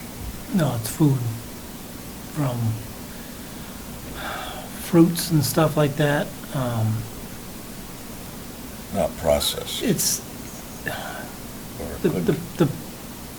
the business that's going on up there is it's like their partners. One does recycling, doing composting like Yeah, with leaves and all that stuff. Right. And then the other one has a business that does food, picks up food, for like restaurants, Right. stuff like that, and dumps that and composes it too. Okay. So it's strictly, it's food, not trash or whatever you said it was. You thought it was, whatever it was. Be garbage though, wouldn't it? Well, I don't know if it's considered really garbage. It will eventually, right? Yeah. If you can see this screen here, Yeah. and my cursor, it doesn't show up here as a town line, but it's approximately the line that my cursor is showing here. So this is Brockton over here, and this is the West Bridgewater parcel.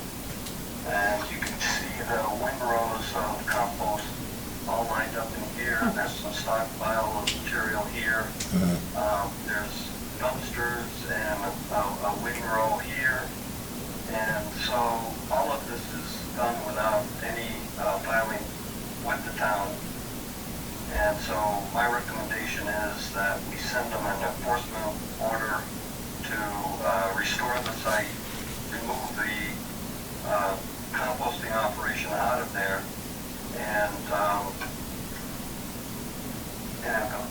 either that or get zoning approval for their operation and submit plans for our approval. So it's a cease and desist? I'm sorry? Is it a cease and desist order? Yes. So they really should cease any operation Right. until they either get permission to, from zoning, special permit to allow it, and if not, remove it. Okay. John, has it been any conversation with the owners? Have you had it? Has there been any conversation with the owners about their violation? Yes, not from us, but from the other building department, from the water department. We'd have to do a formal Yeah. thing anyway, so. Yeah, I understand that. I was just wondering if they knew it was coming. Yeah, they do. Okay. Okay, so I guess entertain a motion to order a cease and desist or violation order to stop what they're doing till they have permission to come, until they have permission to do what they gotta do to come in front, they have to come in front of us to let us know what they're doing, is that what it is, or? Yes, yeah. Okay, so I'll entertain that motion. I'll make it. Second. All in favor? Aye. All right. Say, the next one is 354 Walnut Street, possible stormwater wetland violation discussion.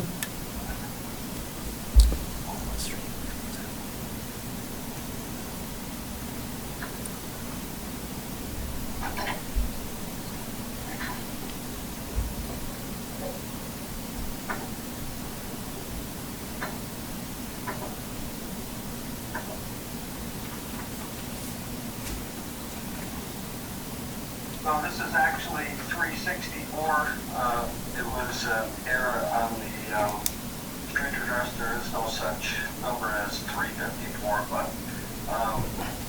this has come up as a building permit for the sign-off on building permits, which goes in front of the commission.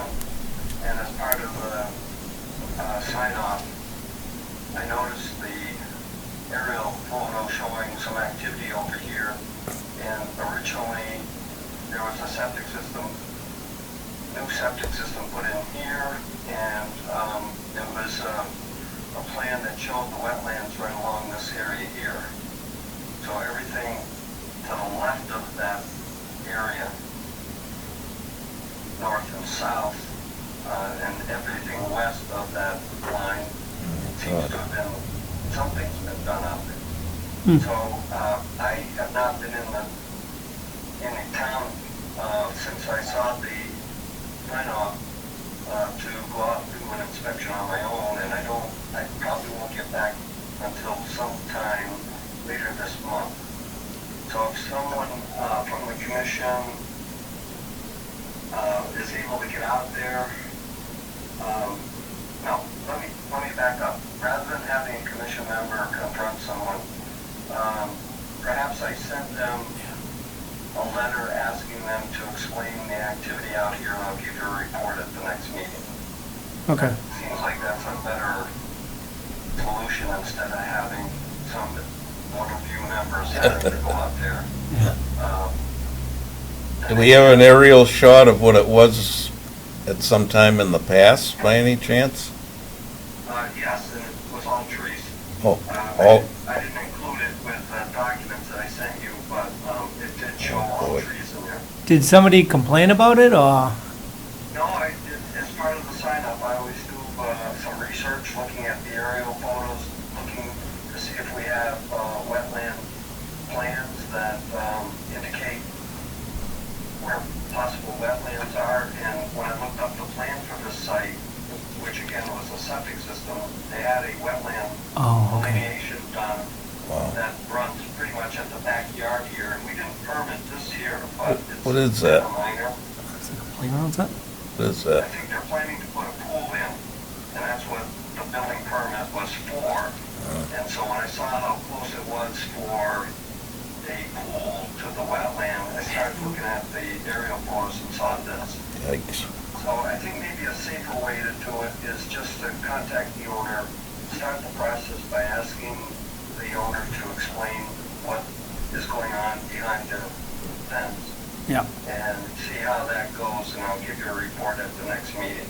Sounds good. And perhaps by the time the answers come back, you may have a new agent who would have no issue going out there as your agent and investigating it.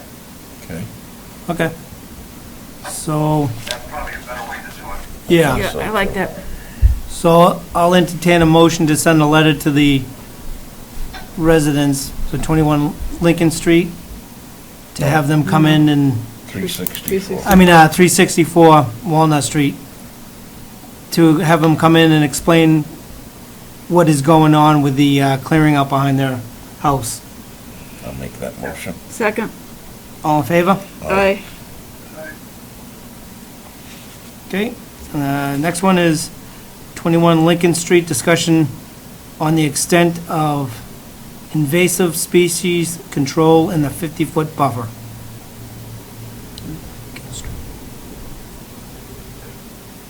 I'll be right with you. Yep. That's an interesting question. What's that? Controlling it within a buffer zone.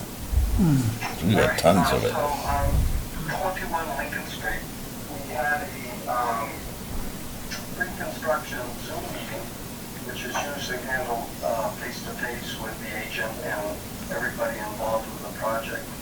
And that was done on August 31st by a Zoom meeting.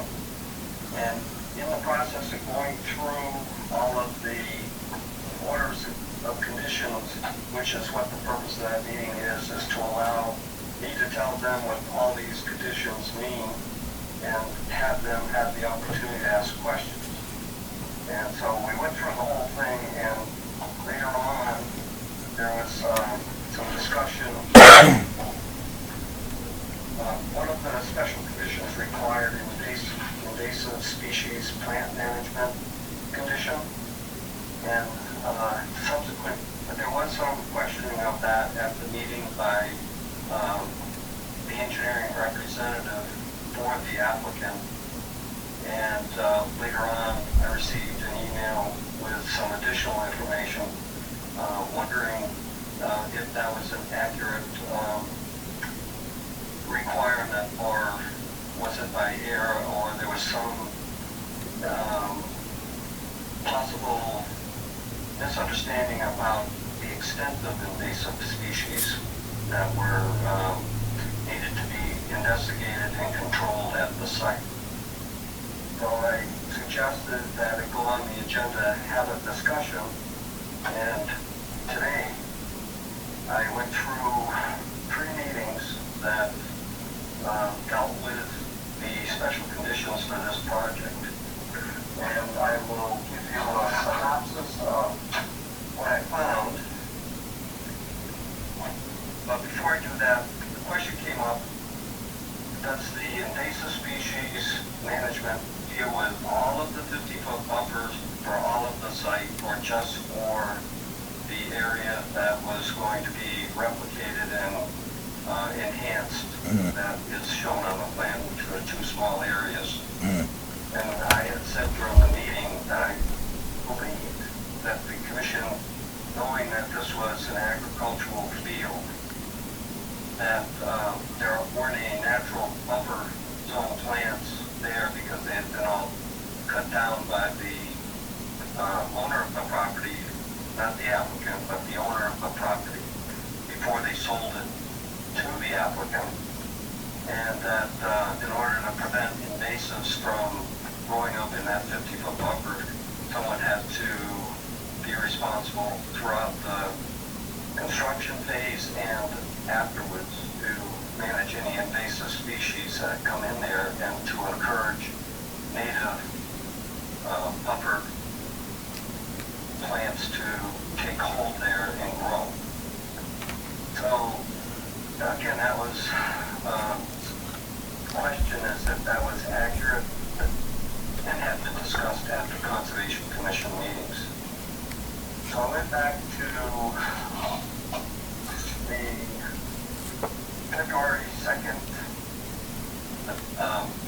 February 1st, 2022 meeting and played the video of it. And Tim Hay mentioned invasives due to the agricultural activity that had been there historically. At 16 minutes and 31 seconds into the video. In addition, Mo talked about conservation markers 17 minutes and 3 seconds into the video.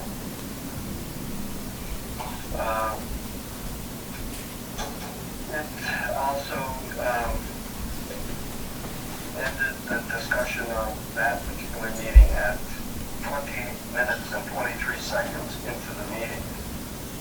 It was continued to the February 15th meeting, and at 31 minutes and 54 seconds into the video of that meeting, I discussed the buffer enhancement area, and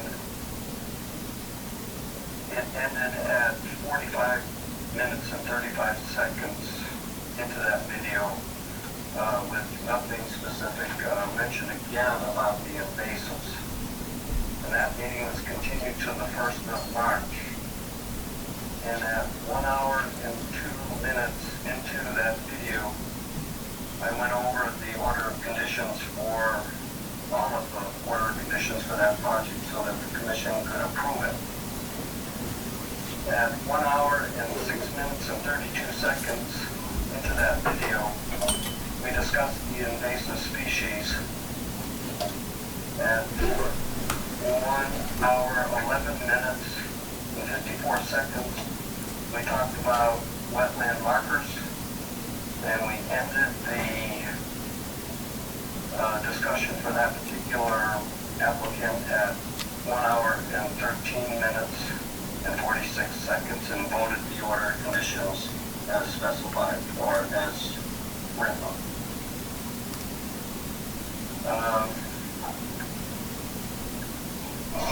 So I'm more than happy to supply those tidbits of information so that those the links and the hours, minutes, and seconds that all those discussions were had with the engineering consultant or the applicant, so that they can see for themselves what was discussed. But it's my opinion that the discussion centered around, just as I said, the whole 50-foot buffer surrounding the project. And at that point, probably you might want to recognize Rebecca, since she was the one that raised the question, and see if she has any additional comments.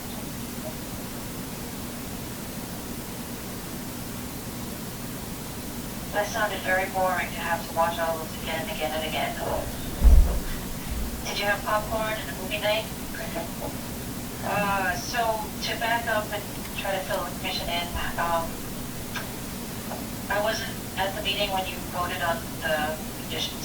So to hear that the entire 50-foot buffer of this very large parcel was to be managed by a particular licensed individual, the owner is surprised, asked me why this happened, how did this happen.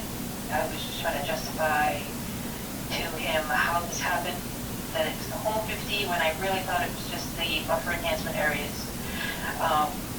And then when I noticed that markers weren't actually in the order, I thought, well, maybe it was just a typo, an oversight, maybe something happened with the order of conditions that maybe could be undone.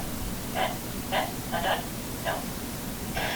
Of the markers, which at that last meeting, or at probably one of the other meetings as well, were discussed and required by the commission members, was actually incorporated in the general stormwater management. See, that one we didn't go over very well. Yep. We didn't do point by point on that one. Well, Is that where it is? oh, it's, I can tell you which number. What is 21 Lincoln? I'm skipping it down. I think the whole All right, project so now. we really do want the whole 50-foot buffer Oh, that's the one. to be The housing. policed. Yeah, I don't see. Oh, the warehouse? Yeah. I went over the video, and it was clear to me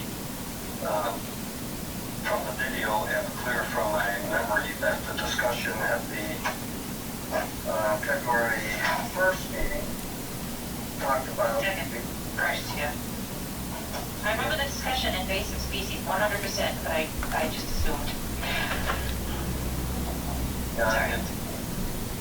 And again, it was because of the historical agricultural use of that property that led to that discussion. Well, thank you for doing all that extra homework. Welcome. Is there anything else growing in there besides invasives, or? We're trying to find somebody who's qualified under this invasive species, I forget what it's called, I can't switch my screen. Oh, what's it called? Invasive species, some fancy title. Or something like that. However, I think it does allow, Rebecca, that the person can be qualified by the commission, and they can, if they can demonstrate that they can manage. Oh, is that the next sentence that says the IPMS may be a person with experience? Yes. All right. Or before I say yes, hold on for a second. All right, number 27, page 17.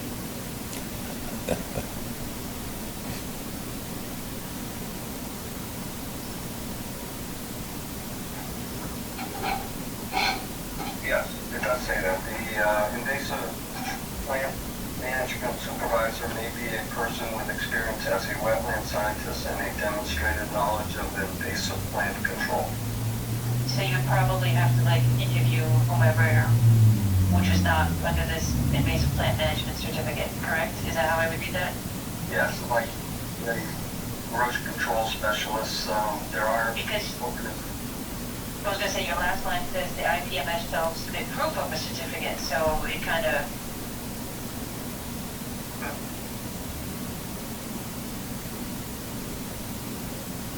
So is it either or? I don't know, you tell me. that's my, the issue. Was it or no? So if they have a certificate, I won't have to go through any third degree with them, and if they don't have it, then I can go through a bunch of questions, ask for resumes, I can go through that process. Or the agent who will replace me. Yes, because that's coming soon to a theater near you. What's that date again? Say again? Maybe next two meetings, I don't know. Will the selectmen tell me? Yeah, Oh, okay. hopefully within the next two meetings. Well, Okay, one. I got a little bit of time. Or one, you never know. So, all right, so we have this on record. I'll go back to the owner applicant and figure out if there's somebody not certificated, but qualified nonetheless. So, thank you for the clarification and your time. You're welcome. Okay, Rebecca. All right, I will take my leave. Thank you so much. Alrighty. Like I said, requires no action by the commission at this point. Okay. No, hopefully just an understanding in the future when you give somebody the third degree. We'll also try to be a little bit more accurate in the wording of the condition. Yeah, I'll try to not assume as much. That's why we have that meeting, by the way, the propriety is the conditions open when you start going over the conditions in your final meeting? Because maybe it could have all been avoided, discussed right then and there. Yeah, we went through, not item by item, but just the highlights of it, and they already had a copy of it. Yeah, lucky ducks. Okay. All right. Thank you so much. Okay.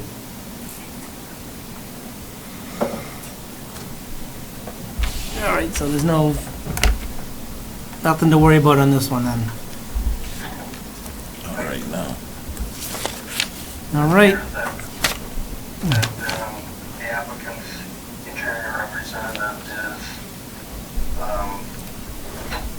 is satisfied that we have some information to support what we wrote for the order of conditions, but I'm going to send her a summary of what I just said, with the hours a minute, so they can check in the links, so they can check if they wanted to.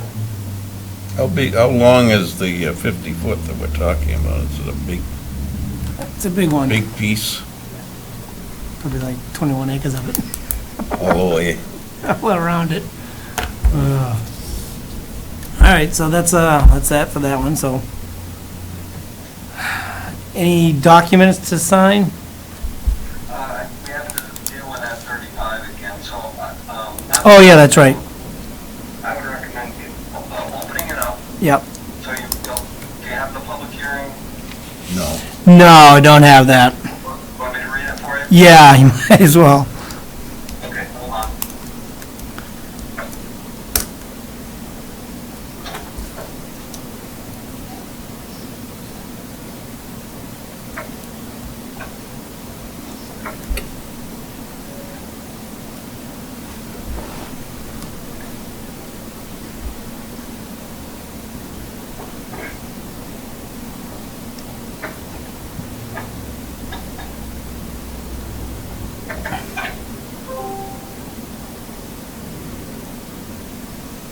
All right, can you hear me all right? Yep. Notice a public hearing, 35 United Drive. Under the Wetlands Protection Act, Chapter 131, Section 40, Mass General Laws, as amended, the West Bridgewater Wetlands Protection, the West Bridgewater Wetlands Protection Bylaw, Rules and Regulations, and the West Bridgewater Comprehensive Stormwater Management Regulations. The Conservation Commission will hold a public hearing on September 6, 2022 at 6:30 p.m. in the McDonald Brown Conference Room, 65 North Main Street, on a notice of intent at 35 United Drive for the redevelopment of a gravel parking area into a paved parking area with associated site work. The public may attend the meeting in person or join the meeting remotely as instructed on the posted agenda found on the West Bridgewater Town Calendar website. Okay. So, it's been read. We need to open the public hearing and take a motion to continue to the 20th since no applicant appeared at the meeting. Okay, so I'd like to open 35 United Drive, and seeing that there's nobody here for this hearing, I would like to entertain a motion to continue to the next meeting of September 20th. Make that motion. Second. All in favor? Aye. Okay. Now is any documents to sign? Do we have to close the public? I think there were, and they have been brought to the meeting. Okay. I will ask one question, John. Sandy Hill Road. Documents were in the packet. To be signed?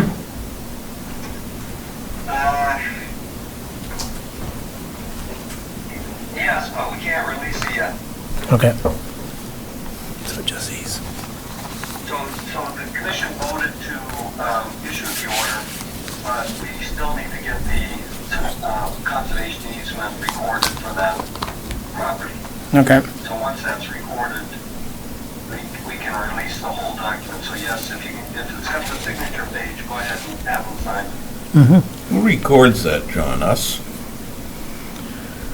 The conservation easement? They do. It's a requirement, though. Yeah. Applicant does.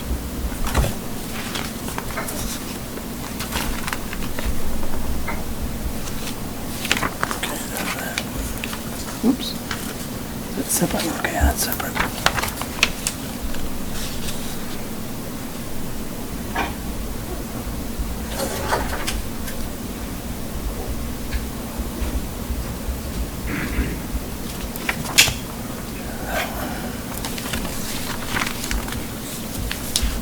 Yeah, it's a Sandy Hill one, yep.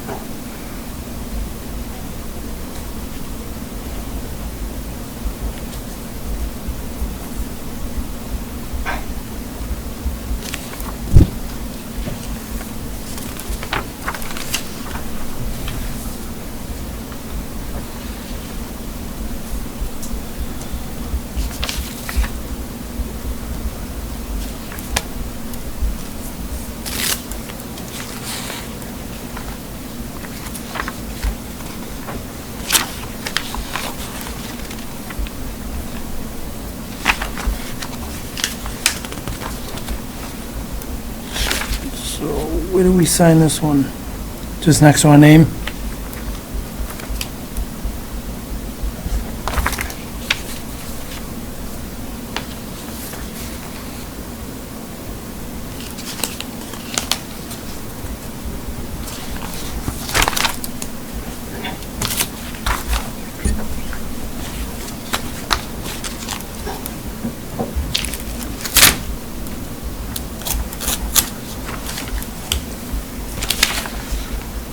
Take these. Carol, do you want this? No, it's okay.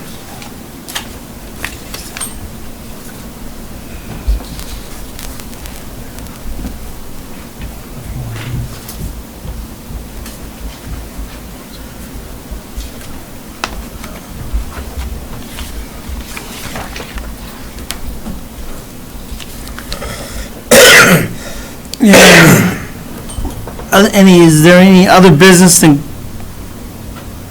that you want to discuss about anything? I know I got a couple of issues that I think have come up that might need to be discussed. Go ahead.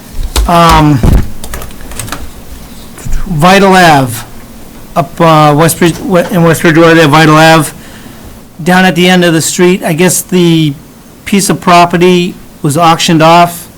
Somebody bought it, and I believe it's Lucini bought it, and then they basically clear cut all the trees out of it.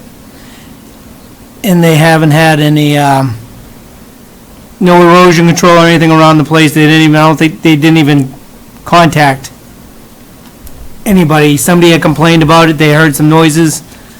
I had gone down to look at it. I don't know if Tim had gone down to look at it. But is that something we probably should do,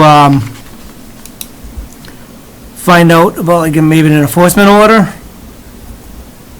I will send, I'll find out who the contact people are for sure, send a letter and say that they need to file under the stormwater regulation. Okay. And then the other one is Scotland Street. I don't know the number of the house, but the one that we had the issue with, that one, when they first brought in all that fill for the driveway. They've obviously added a big garage with a room over the garage, and then they just added on to the side of the house. Must have been the beginning of the summer or something. I'd gone by it on the highway a few times, and I just happened to notice. Is there something that we can do to see about getting that homeowner in here to explain what he has done, why he has done, and why he hasn't contacted the conservation? Is this 153 Scotland Street? It must be, yeah, that sounds right. Fairly, kind of down across from the entrance into the 40B? Yeah, right across, yep. Okay. I think that would be 153. Yeah, I think it is. So you want me to have them come to the meeting and discuss that? Yeah, because, I mean, obviously, we weren't even contacted about the garage that was put up. And then never mind putting now the addition on the side of the house. Nobody's been contacted, right? Would it be under our purview?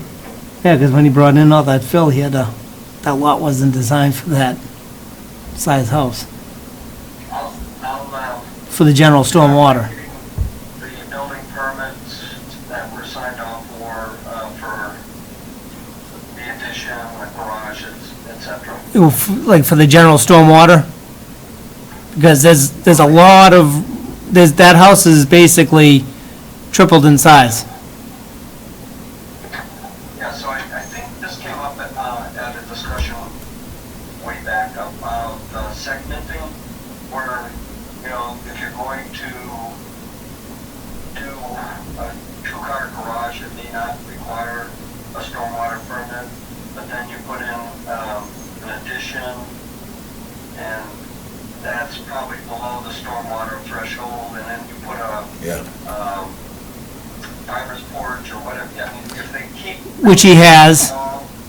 pieces of, Yeah. it's called segmentation, and I think we were talking about writing something into the stormwater bylaw about that. Okay. And I think I've got some notes on proposed wording for it as a result, but let me do some research on it, and we can talk about it at the next meeting. Okay, yeah. That's the only two things I have got. Also, Carol? Yeah, John, that was a National Grid thing, you sent about the work being done for the footers, the National Grid, For what? and they can do it. Is it? Oh, yes, yeah, yeah. they Is have it- easements. Yeah. Yeah, they What are. I want to know is, do we have to go in afterwards and check to make sure they've done things like they promise? I got some of that, but not all of it. Could you say it again? That work near the utilities, with the footers they're fixing, the National Grid, it's National Grid, right? Do we have to go in and check afterwards when they're done to make sure they do everything they promise? So is this on a order of conditions, you mean? No. No, you sent out a... The National Grid proposal would work. Oh, okay. All right, sorry.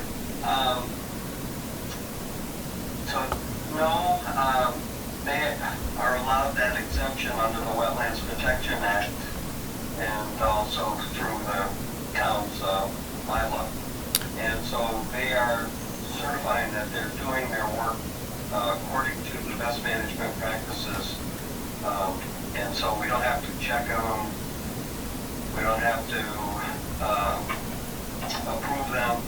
So it's basically a heads-up type of thing that they sent us so that if you start to get calls, you know about it. But one of your past commission members happens to live with one of those passing through the property, and that person might be able to speak about whether they live up to everything they promise they're going to do. So They usually he's do. probably got more experience on that than I do. Okay, just checking. I knew that we didn't need to get approval. I was just wondering if we needed to check, make sure they do what they say, that's all. From what I've seen, they usually do a pretty good job, but, I mean, average. Okay, thank you. Okay, so, anything else need to be said, discussed? All set? Okay, on that, I'll entertain a motion to adjourn the meeting. Motion to adjourn. Second. All in favor? Aye. Have a good night.